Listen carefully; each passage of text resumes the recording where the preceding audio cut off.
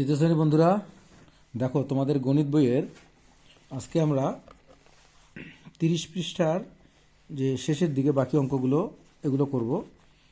আমরা 9 পর্যন্ত করে ফেলেছি। এখন 10, 11, 12, 13 এই 4টা অঙ্ক আছে। এই 4টা অঙ্ক এখন করে ফেলবো, ঠিক আছে?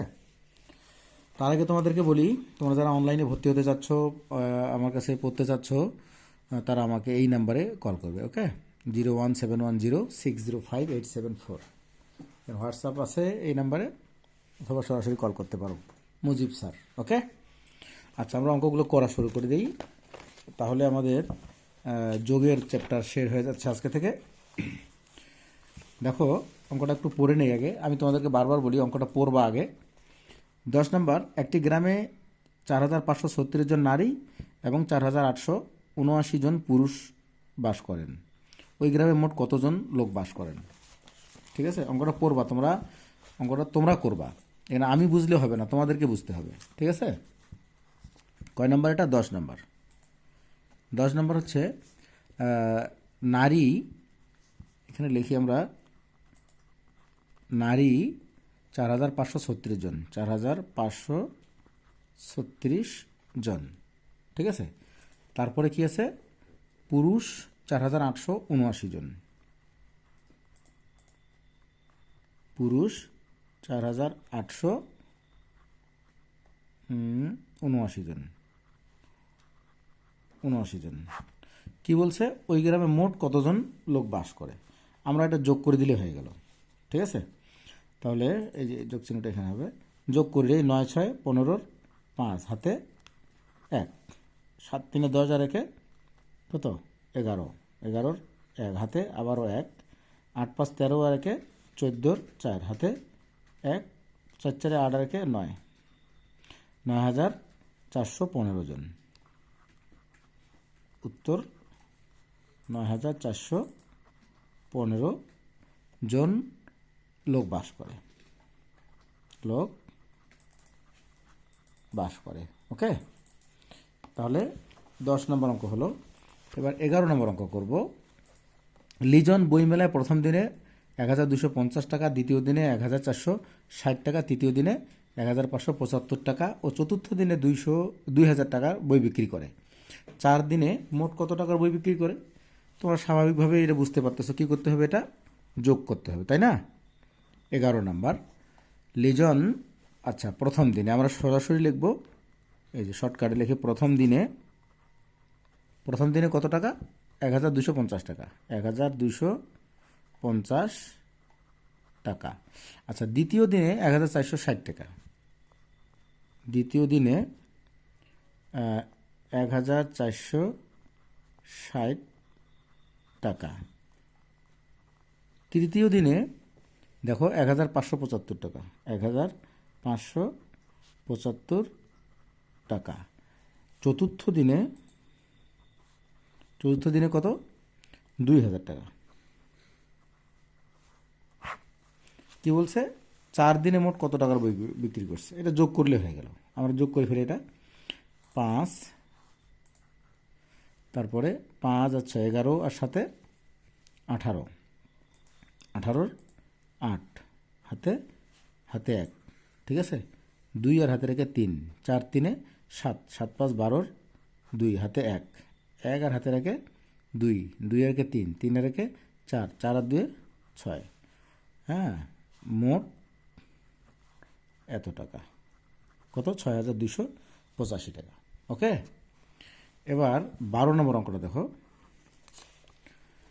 একটি গুদামে 8375 বস্তা চিনি, 11,860 টাকা, 60 বস্তা গম, 12,720 বস্তা চাল আছে। ওই গুদামে মোট কত বস্তা জিনিস আছে? আচ্ছা, চিনি কতগুলা? চিনি 8375 বস্তা। আচ্ছা, গম আছে 11,860 বস্তা। কত? 11,860 বস্তা। আচ্ছা, এরপরে চাল আছে 12,720 বস্তা। এটা হচ্ছে গম লিখে নেই না, গম, আর এটা হচ্ছে চাল কত 12,720 বস্তা। যোগ করে ফেলি, 5 7 6 13 আর 2 15, 5 হাতে 1, 3 আর 4, 8 4 12, 12 আর 7 19, তাই না?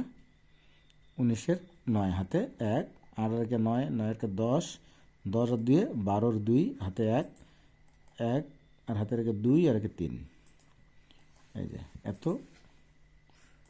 ওইগুলো মোট কত বস্তা জিনিস আছে? তাহলে কত বস্তা? 32,955 বস্তা উত্তর। ঠিক আছে, 32,955 বস্তা। ওকে, এবার 13 নম্বরটা দেখো। 13 নম্বরটা কী বলছে জানো? 13 নম্বরটা বলছে 355 যোগ 800 180 যোগ 489 সমান সমান, এই যে ফাঁকা ঘর দিছে, বাক্যটি দিয়ে একটা গল্প তৈরি করি। ঠিক আছে, গল্পটা আমরা কেমন করতে পারি?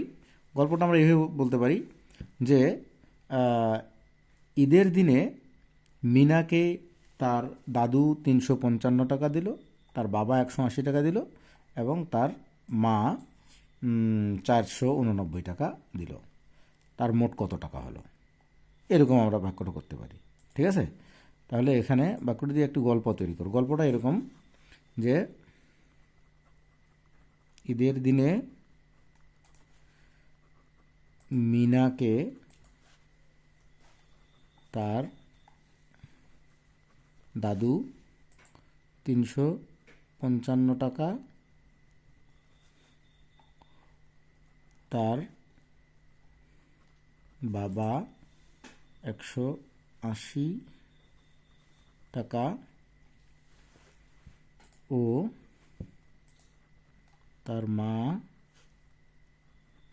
তাকে 489 টাকা